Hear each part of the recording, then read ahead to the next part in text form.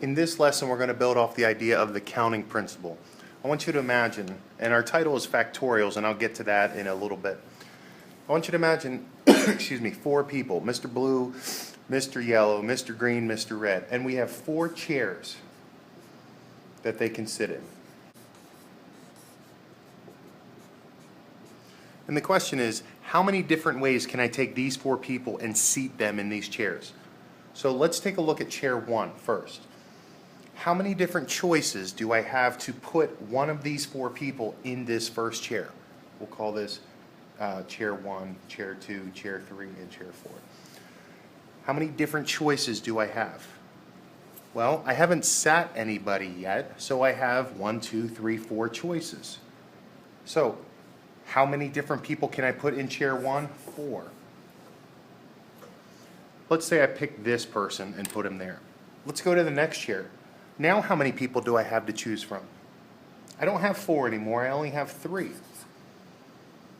Pick a person, put in that chair. How many people do I have now left to choose from? I only have 2.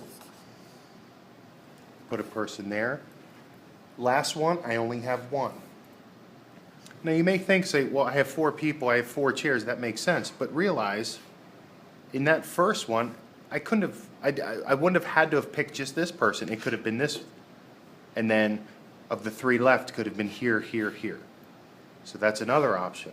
I could have led off with yellow, green, blue, red.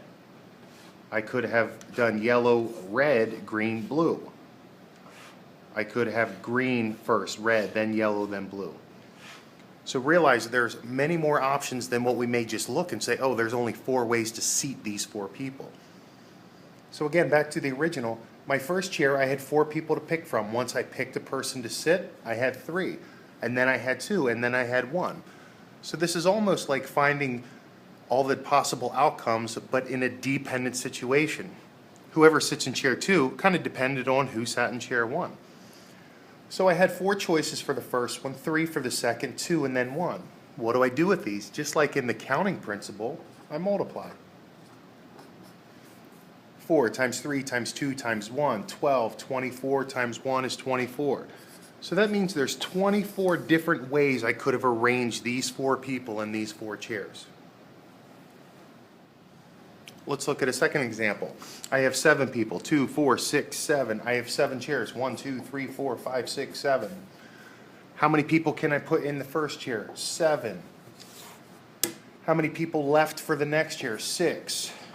For the next, 5. For the next, 4. For the next, 3, 2, and 1. Multiply them all together. And I can take my calculator. 7 times 6 times 5 times 4 times 3 times 2 times 1. And I should get 5,040. So that's how many different ways I can arrange 7 people in 7 chairs. I can do this on my calculator, 7 times 6 times 5. But there is a faster way. The calculation of taking a number and multiplying it by every integer below it is called a factorial. It is written like this, 7 with an exclamation point, which means 7 factorial means 7 times 6 times 5 times 4 times 3 times 2 times 1. Just like an exponent is a faster way to multiply the same number repeated, so is the factorial.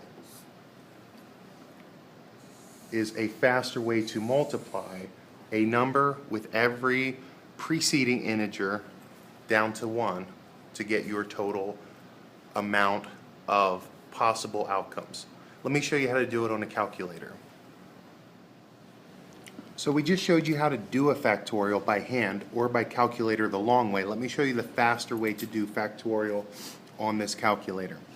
We just did 7 factorial, 7 times 6 times 5 times 4 times 3 times 2 times 1 equals 5,040. Here's how you use your calculator. 7 factorial, type in 7. Next you're looking for the PRB button, which is right above your fraction button. Push that and you get 3 options: NPR, NCR, And if you continue to look, you'll see the exclamation point. How do I get there? Cursor over, 1, 2. And all of a sudden, your cursor is underneath. Hit enter, and you get on your screen 7 factorial. Now all I need to do is hit enter again, or equals, and I get 5,040. Try this. I'm going to do 9 factorial. See if you can do it as well. 9, PRB button, which is right above your fraction button. Arrow over twice, cursor right, 1, 2, hit enter. So that's 9 factorial. Now think about this. 9 factorial, 9 times 8 times 7 times 6 times 5 times 4 times 3 times 2 times 1. Hit equals. What is it? It's the answer, 362,880. This can happen with any number. So understand quickly how much this multiplies up. So if I had 10 people and I want to arrange them in 10 chairs, how many different ways can I do it? 10 factorial, PRB, arrow right twice, equals 10 factorial. 10 times 9 times 8 times 7 times 6 times 5 times 4 times 3 times 2 times 1 equals